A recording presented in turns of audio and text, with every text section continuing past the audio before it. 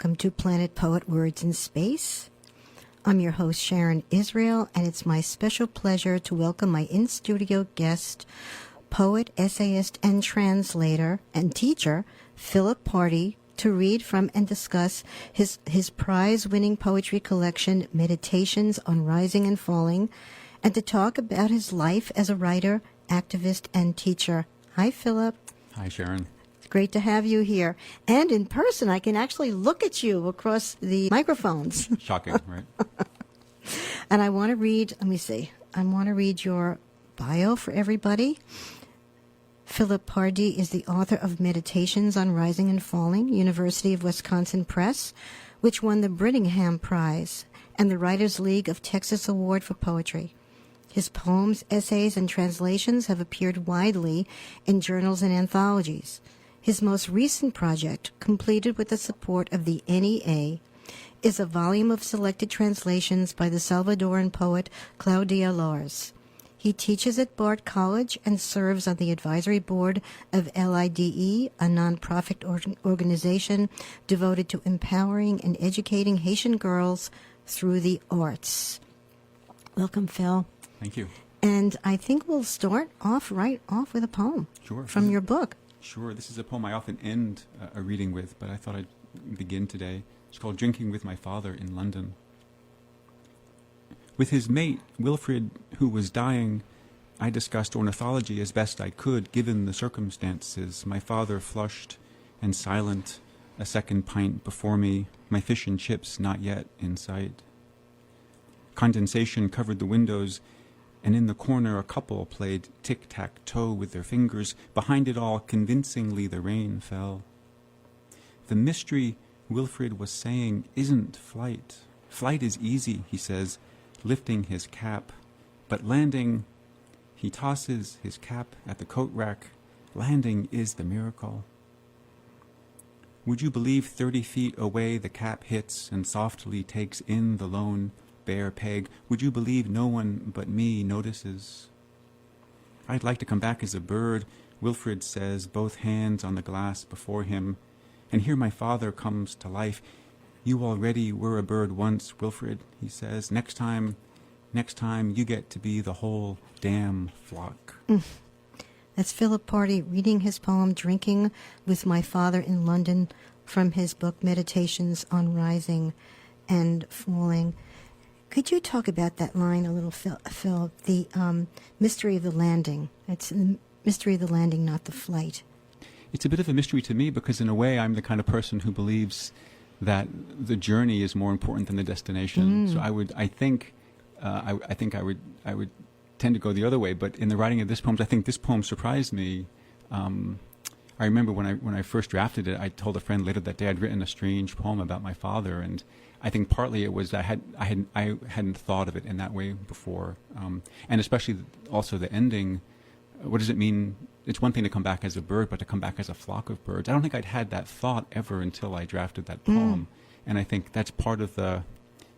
I mean, this is a different kind of mystery. Part of the mystery of writing is you find yourself saying things that you hadn't thought before. That's maybe that's a good reason to try and write every day, because you never know what you're going to stumble onto. There are plenty of days when you stumble onto nothing, but there are days when you stumble into something that you really hadn't thought before, and that's sort of the magic of the mystery of the writing process. It seems also that he's expressing his love for him by saying that he's so big that he needs to come back as a flock of birds. I think perhaps. That's right. I think that's right. I think this is ultimately it's a love poem, and it's a poem about transcending an ordinary life into something much larger. And I think maybe what Wilfred is saying that because he's dying, that the landing is, he's done everything already. He's been in flight, and now he's going to land somewhere.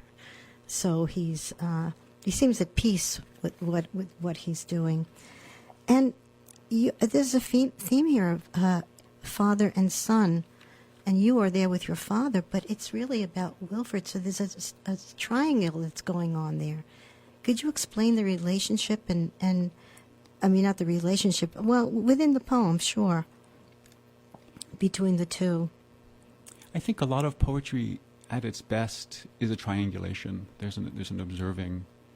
There's a poem I've been working on which was until recently about me and somebody else, and then we bring in a third character. And there's something about the observation, setting yourself up to look at a pairing that I find very interesting. Then you're almost immediately watching something in motion, in process, the world unfolding. And I think I know my sense of what a poem is changes all the time, but I remember when I was working on these poems, I thought of poems as kinds of excavations of moments.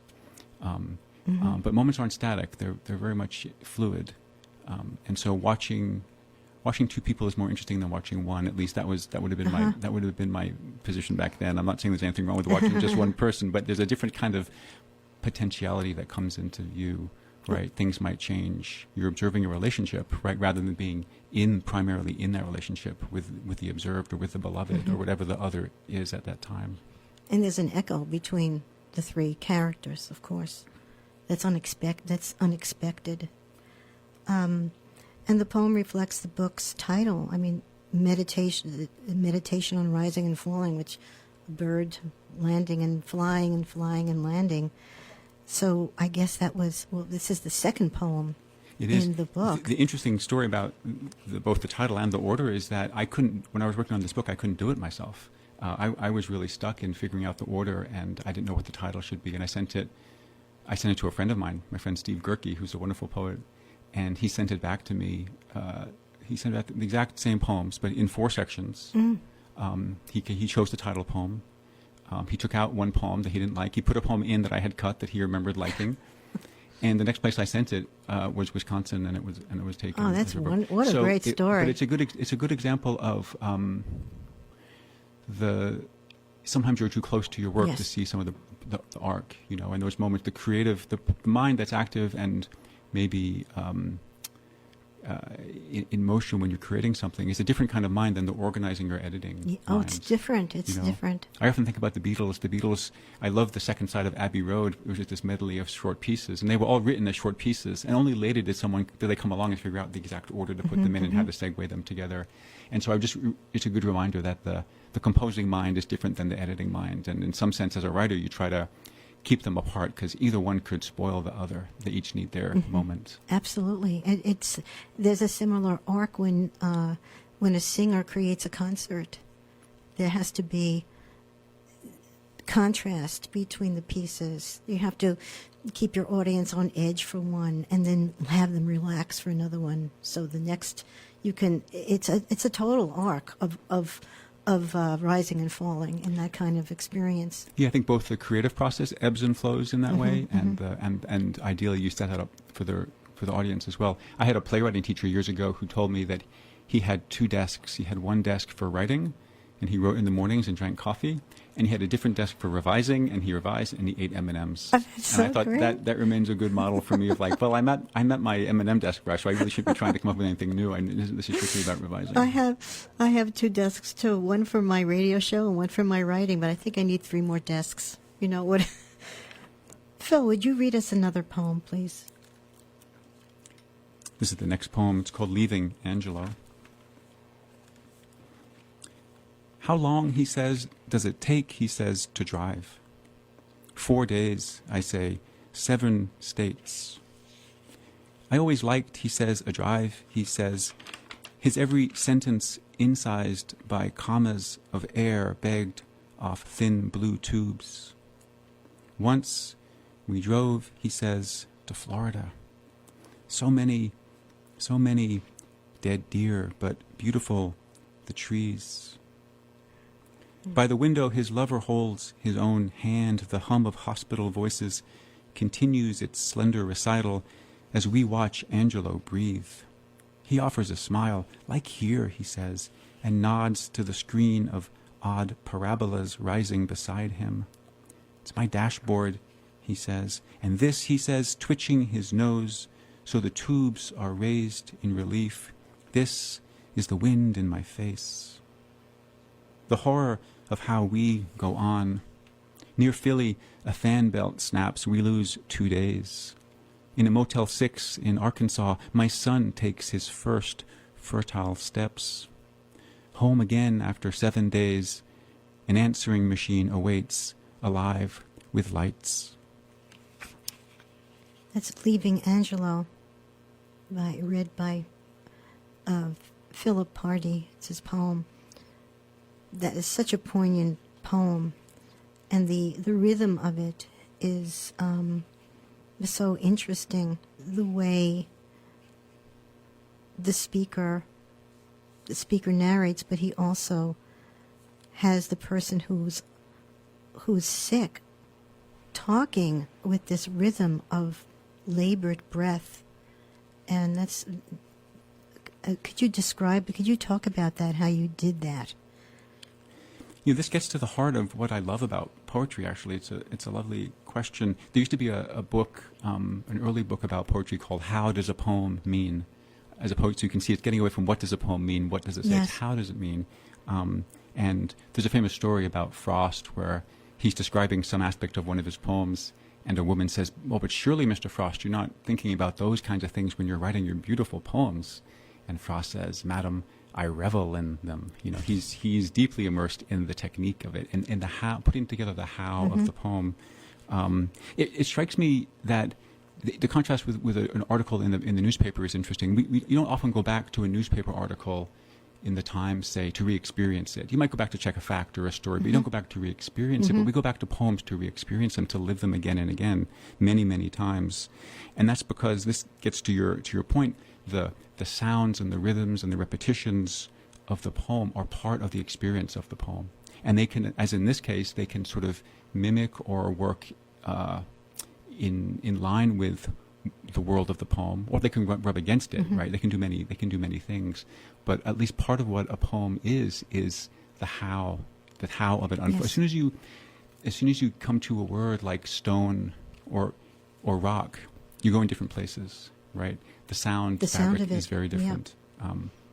The hum of hospital voices. The way you compare the car to the speaker and the person who's tied all these tubes. It's his dashboard, and then you have the car at the end of near the end of the poem. The fan belt breaks and snaps, and we lose 2 days. So there's so much imagery and sound that is evocative, but not necessarily linear in this poem. I think I like it in poems when things become other things, and that's in part the magic of poetry. That's what metaphor is, or simile, right? And here, I think the gesture is that Angelo becomes, in a sense, the poet in this poem. Yes. He makes the metaphor. He makes the leap between the parabolas on the screen to. So, things becoming other things is, I think, part of the province of poetry, and it's a great power, and it's a kind of magic, actually. I think, And you have the stillness and movement, which is sort of like the rising and falling of the meditation. Each poem works well with the title in different ways. I want to read the comments on the back cover of Meditations that's written by David St. John, who's a poet and also was the judge of the Brittingham Prize, which you won for this book. A truly exceptional volume of poems, wry, wise, and powerful. This work offers highly nuanced sketches and shrewdly observed scenes of profound human reckoning. With a child's awe, an adult's caution, and compassionate care, the speaker in these calm and elegantly philosophical poems wins our trust time and time again. The measured lyric ease of these poems is matched only by their superb tonal complexity and masterful celebratory ease. I love that. I love that. It's very true. Did you know David St. John at all? I knew his work, certainly. If folks don't know him, he's really a wonderful poet. He has an early book called In the Pines, which I had known at the time, and I think since then has come out with a book called The Auroras, which I highly recommend. Really wonderful lyric poet. Phil, would you read another from the book, Meditations on the Ego? Yes, this is a part of a series of meditations, and the first one is called Meditation on the Ego. 3 sounds descending must land, even if the mind wrinkles to catch them.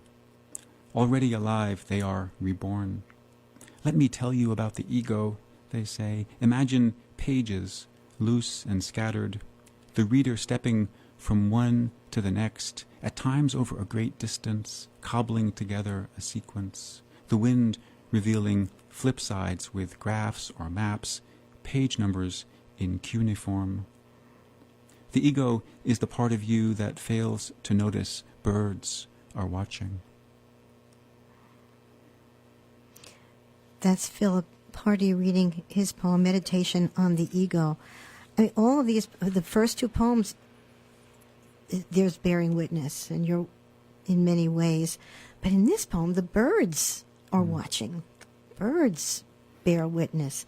And is that, are you saying the ego prevents the person from exploring what's around him or her?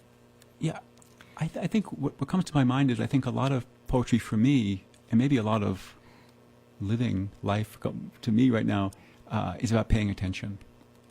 It's really the call to pay attention. And you can't go into nature and pretend like you're the only sentient being. You can't go into nature and pretend you're the only one who's doing the seeing. You enter a scene and you change it immediately. You enter and you're observed. So maybe it's a gesture towards the complexity of the world, which is always escaping us. And even if you latch on, if you pay attention to one thing, you're paying attention to the flowers, and you don't realize that there's a mosquito biting your hand. That the world is endlessly complex, and poetry is always an attempt to get part of it right.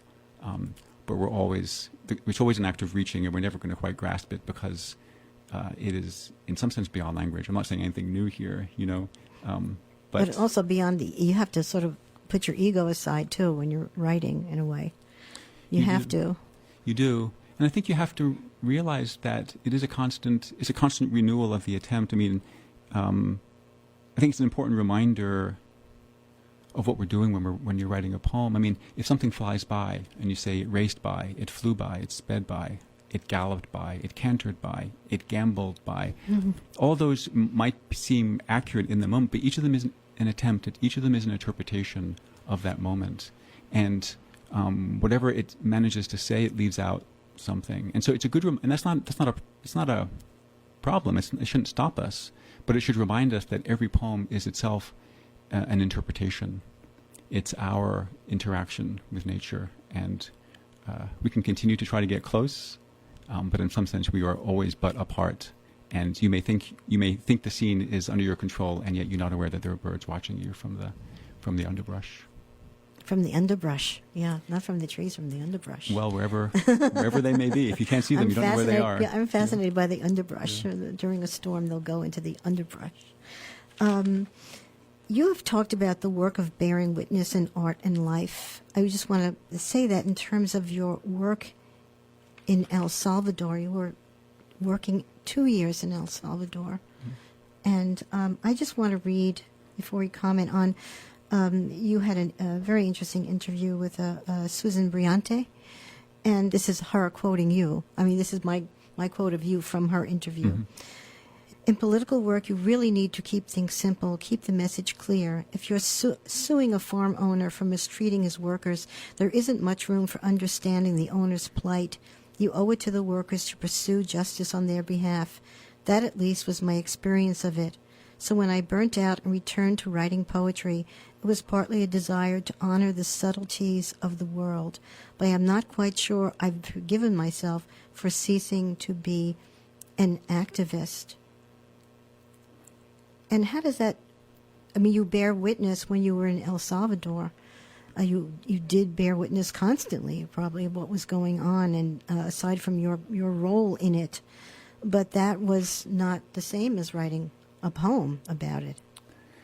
Right. Yeah, I did say that. I'm not quite sure I've forgiven myself for ceasing to be an activist, and I think that's probably true in some sense, although I'm not really that hard on myself, so maybe I have forgiven myself. I mean, I think my heroes in the world are probably more the activist types than poets in terms of what the world needs are. I mean, we should be clear that the activists in this world are essential, whether they're fighting against militarism, fighting against climate change. There was an old bumper sticker I used to love which said something like, thanks to the labor movement, the folks who brought you the weekend. I mean, so much of what we have today and take for granted was won by struggles of activists earlier. But I think your question reminds me of why I love teaching poetry, which is I think teaching poetry teaches students not to flee from the complexity or the nuance or the ambiguities of the world. It models a kind of leaning in no matter how difficult the world is. And that was certainly my experience, was poetry as a way to think about 2, 3, 4 sides of the same situation. It's one reason why I like writing longer poems, because long poems let you really get at multiple, you think about a short poem as maybe you put the tripod somewhere vis-a-vis the cathedral, but with a longer poem you can kind of take a bunch of different, you can walk all the way around it, and you can carry the camera around and get a bunch of different perspectives. Roque Dalton, the Salvadoran poet, talks about how the poet should be a scrutinizer of their times. And that seems right. Although I will just add to that, though, that I'm very wary of there being too many shoulds in poetry. I mean, when you sit down in the quiet of your morning, or in my case in the morning, and write, it feels as much as a listening as it does of a conscious exertion. It feels like only part of it is under my control. So I think there's room in the world for many kinds of poetry. And I would never say we need to write this or that kind. I think the best days are when you get to follow the poem wherever it leads, To wander through, to let it wander, let your mind wander, or your unmind, whatever it is.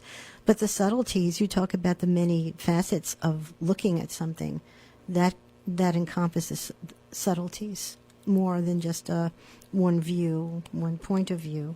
I think that's true, and I think more and more I feel called to pay attention, but that's a very broad demand, that you can pay attention inwardly to your own inward process and your own inward sense of things, and kind of honor where you're at. You can pay attention outwardly to the world, to others.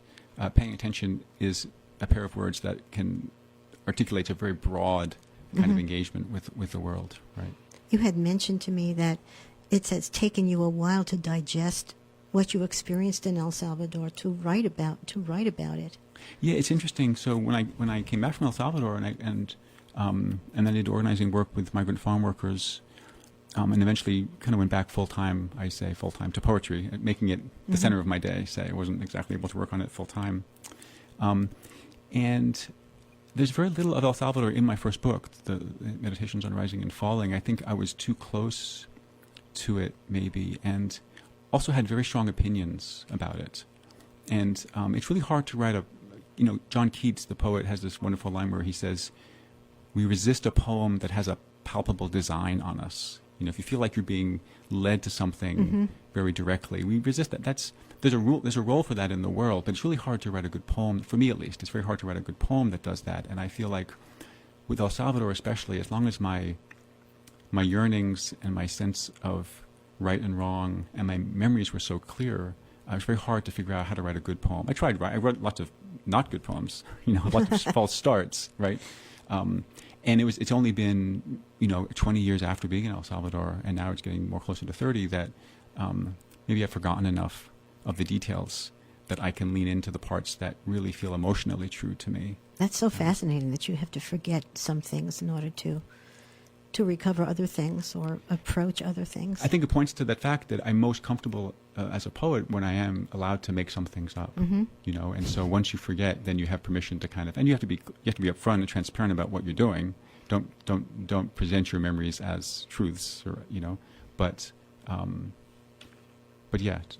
There's different kinds of truths too, and making things right. And I think poetry lives. I mean, my sense of the poetry that I'm really drawn to, certainly as a writer, is poetry lives in that place of something that did happen, or might have happened, or should have happened, or almost happened. And the question isn't so much did it happen. Poetry for me lives at its best in the kind of circle that includes all of those things. And it's not so much did it happen, it's just that does it feel like a thing that's worth experiencing and contemplating as a thing that might have happened. That might have happened. Right. It certainly might have happened. Right. Would you read your poem Watching, which also is a poem about bearing witness and this kind of ambiguity of, well, we'll talk more about that after you read it. Yeah, this is actually the poem I had in mind when I said before that a poem that began with the speaker and one person and then becomes much more complicated, called Watching. We were eating, a bunch of us, after work, and I was watching Jorge as he waited on 2 tables across from ours, a group we'd seen drive up in 2 oversized cars. Watching as he waited first on the adults, then on the boys, flush, all of them with the excitement of being together, of being apart from their parents, a rare, sweet power. Soon they are emptying sugar into spoons. Then they are burning the packets with candles, all of this hidden by menus. The fathers are arguing about football, the boys about heat, about how long each could keep a hand above the flame. Jorge is being careful, wary of elbows that swing out. Suddenly, one boy goes too far, pushes his chair back, and Jorge's load of drinks lands everywhere. A father is up quickly. What the hell is going on down there? He half screams, half whispers, striding up, napkin in hand. At my table, the talk stops. Across from me, Mar's eyes go wide. There's a line I want to step back over, but on the side where we find ourselves, we are all of us looking, and the boy is cowering, hiding his hand, the fear in his face hard to miss, and Jorge doesn't miss it. I see that he knows instantly what that look knows, imagines what this must lead to. What the hell is going on? And the boy is about to reply, but it's Jorge who replies. It's on me, he says, my fault. And turning to the boy, he asks, are you okay? And even as he leans in to clean up, even as the din of eating resumes all around, even as the manager is over to apologize, and the father is saying they shouldn't be allowed across the border if they can't at least wait tables, several things are happening so that the story I thought was ending is unfolding still, as Jorge fishes together a handful of ice cubes and wraps them in a napkin for the boy to cool his palm. And Mar is doing something I can't quite see, and it's not till we're leaving that she is looking over her shoulder, then showing me what she has slipped into a napkin, into her lap, into her coat, a steak knife. Sharp enough for steak, she says, sharp enough for tires. That's Phil Pardi reading his prose poem, Watching.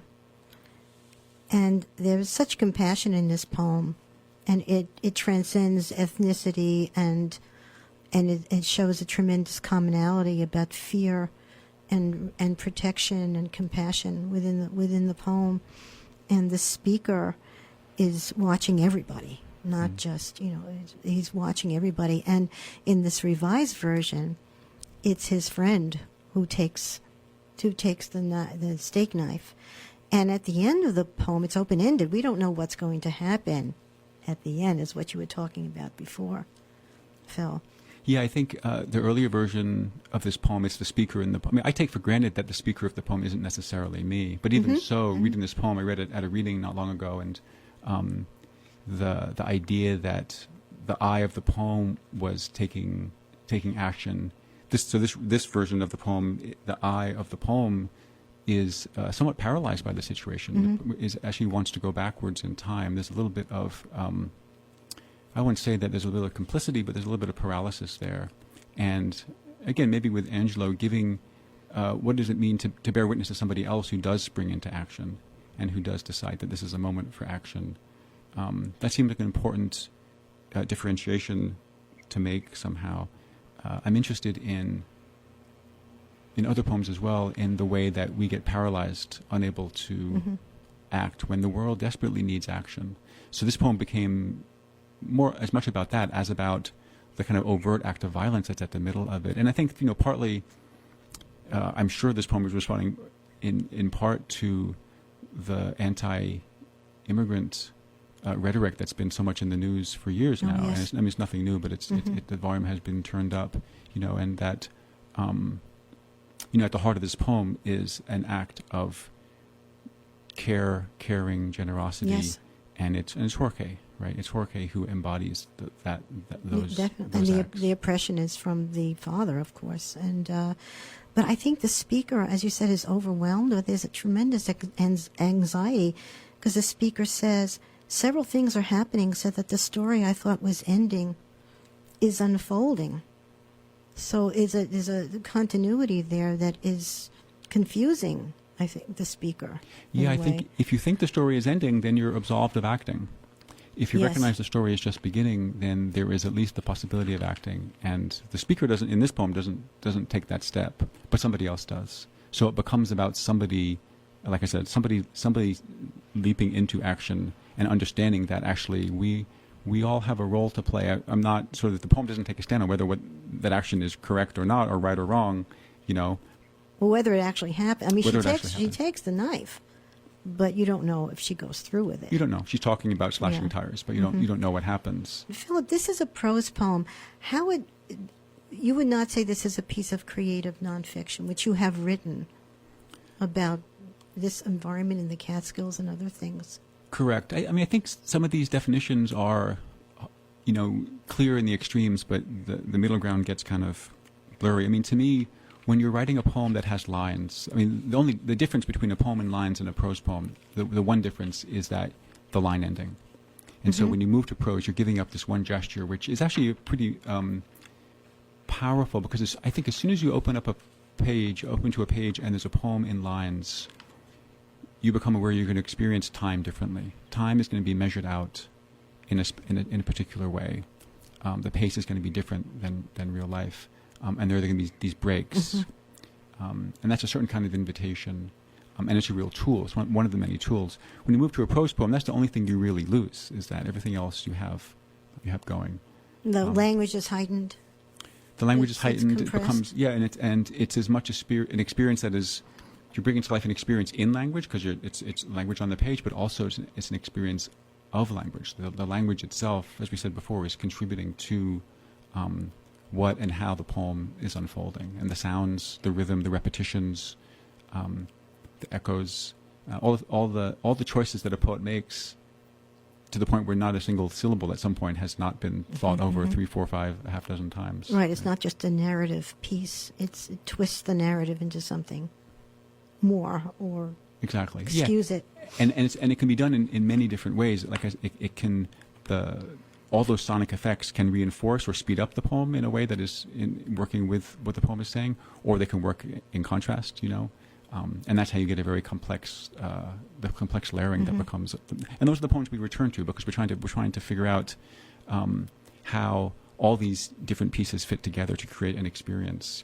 Reality is complicated. Our experiences are complicated, and so it shouldn't be a surprise that at some level, poems are complex, right? To try and capture some of that. I like that. There's a wonderful poem by Yeats. It's a love poem about a love gone awry, and I think the last line is something like, "He who made this knows all the cost, for he gave all for love and lost." And so it's a sad poem about the loss of love, but that last line, "for he gave all for love and lost," it kind of is sing-songy, and so you have this sort of, it's a bit of a contrast between what the poem is saying and what the poem is doing, and that makes the poem feel kind of sardonic almost. It makes it very complicated. You can feel the attempt to make the poem sing-songy, but it's not quite working, because the last word of the poem is lost. Right, but it's a cheerful cadence, so it's unusual. Exactly, yeah. Philip, you are also a translator, and did you find the poet Claudia Lars when you were in El Salvador? How did you hear of her? Could you tell us a little bit about her? Yeah, so before I went to El Salvador, I was studying Spanish with a tutor who was himself Salvadoran, a lovely man named Alejandro, and he would bring me all kinds of things to read as part of my learning Spanish, and one of them was a series of short stories by Claudia Lars. So I met her first as a short story writer, and she has a book of stories, Land of Childhood, Tierras de la Infancia, which are about growing up in rural El Salvador. And it's read in many schools, and it's kind of very well known. So when I was in El Salvador with the Human Rights Group, I was working with Peace Brigades. One day I went to the bookstore looking for that. And they didn't have it, but they had all these books of poems. And I was just sort of, that was where I learned that she was a poet. And I pulled the poems off, and not only... one of the short stories actually is about being a young child and seeing a salamander in the fire. And she went running to her father and says, "Father, I just saw this thing in the fire. It's like a lizard or something." And her father says, no, what you saw was the salamander, and what it means is that you're going to be a poet. You're meant to be a poet. And she's a young girl at the time. So I knew that story, and then here I was, and I found the collected works, and it was 2 volumes of collected poems. And so I was struck with the before and after, you know. So I became fascinated by that, how that happened. Turns out she is probably El Salvador's most beloved poet in El Salvador. There were schools named after her. There was a postage stamp with her face on it, you know. She was born in 1899 and died in 1974. And left behind a remarkable body of work. So I just became fascinated. I first started translating her work to share with friends and at readings, and then decided to keep going with it. It's an amazing image, the salamander and the fire. It sort of reminds me of watching of the children playing with fire and trying to, avoid hurting themselves. There's a theme of fire in your work. Would you read your translation of Sentinel for us? Sentinel. The water carrier and his starry river, I, living the night, not quite the angel, but already keeping watch. An unknown planet, my human heart, discovered, lost, discovered again. An unknown planet, my human heart. It's so beautiful. There's a great humility in her work, and she has another poem that ends something like, perhaps I should burn all my books and learn from herbs and leaves the lesson I still haven't learned. So she's really ready to learn from the cosmos, and I think that was something that really attracted me to her. Well, it's the water carrier, the constellation, and there's more watching in this poem also. There's watching, and there's also this sort of looking out into the night, but then also going into the heart. Right, the poem begins, the water carrier and his starry river. That's looking, I take it as looking, I living the night, not quite the angel, but already keeping watch. And then the turn inward. An unknown planet, my human heart, right? So there's the leap within the poem, discovered, lost, discovered again. It's almost like learning from the cosmos how to look within, learning about yourself by looking outward, which I think is a probably valuable lesson for all of us. There's a quote that you mention. That translation is the closest act of reading. Quote is by David Ferry. Could you speak about that a little? Yeah.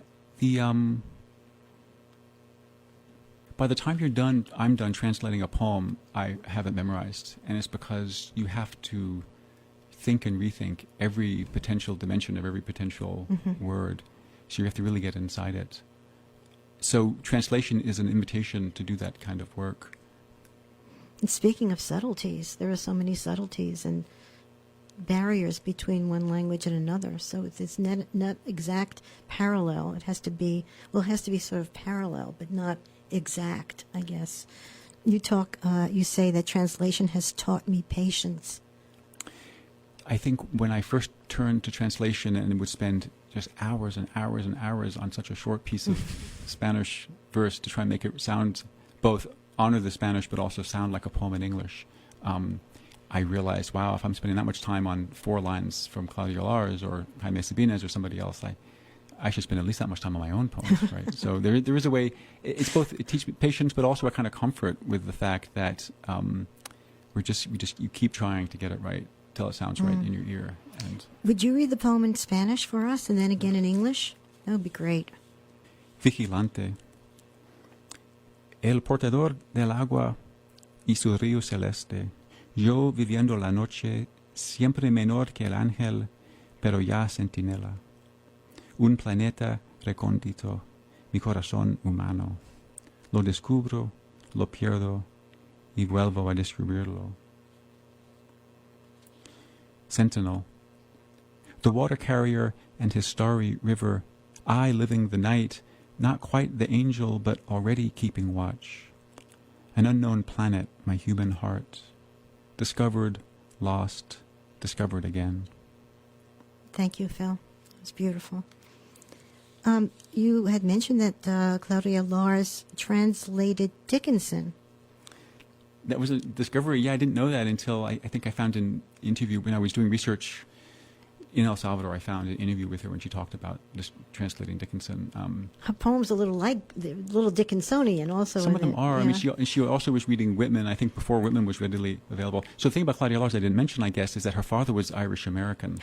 So this is a whole other reason why she's fascinating, is her father was born in Scranton of Irish immigrants. He worked his way down with the Central American Railroad to El Salvador. That fell is in love weird. and fell in love with Claudia Lars's mother. And Claudia Lars, I should also say, is a pen name for Carmen Brannon Vega. So her father figures largely as a large figure in her work.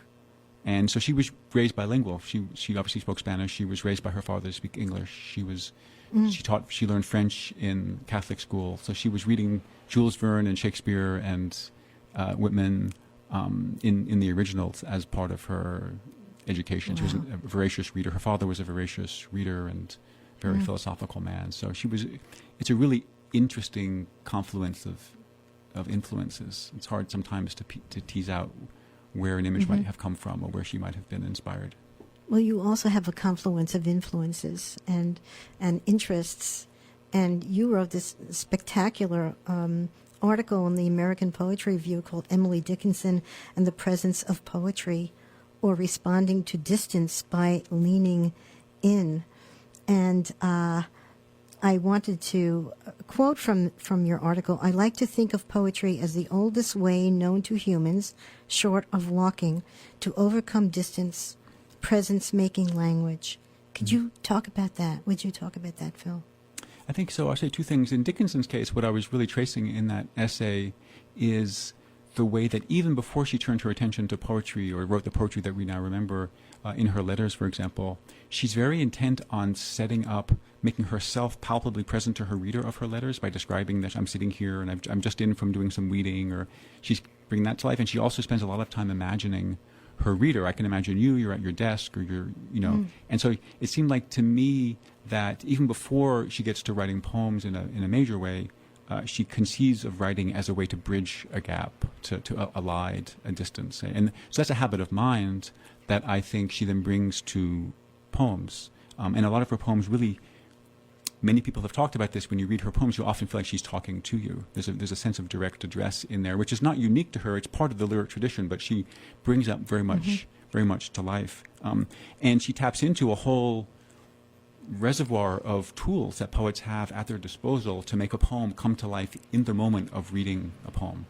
So that's kind of what I'm teasing out in her. And again, those are aspects of the lyric tradition that both before and after Dickinson, she happens to do it very well.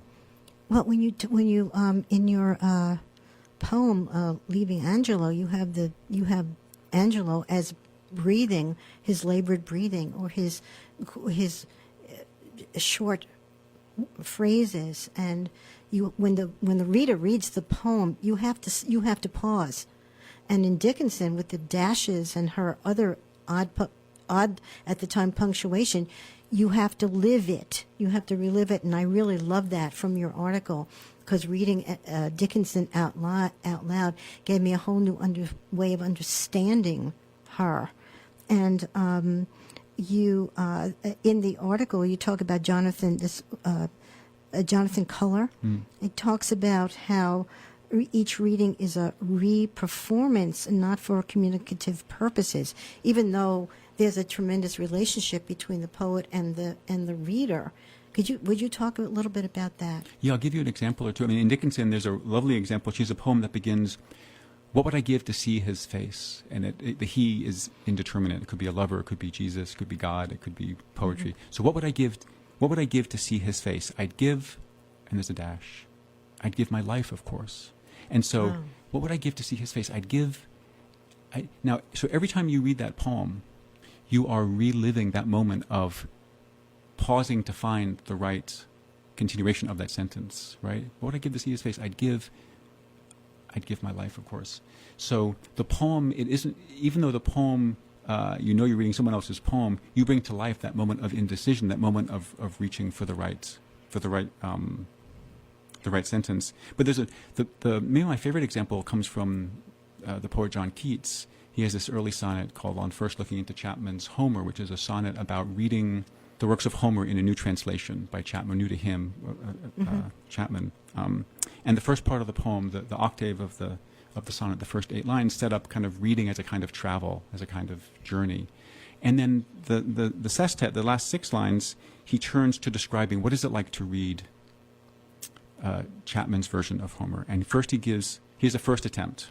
He says, "Then felt I like some watcher of the skies, when some new planet swims into his ken."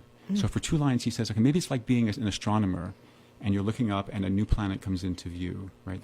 But then that apparently isn't good enough, because then he says, and or is maybe the most overlooked word in all of poetry, or like stout Cortez, and he has in mind the first person, it wasn't Cortez, he's wrong, but he has in mind the first person first European who traveled across the Americas to see the Pacific, or like stout Cortez, when with eagle eyes he stared at the Pacific, and all his men looked at each other in a wild surmise, silent on a peak in Darien.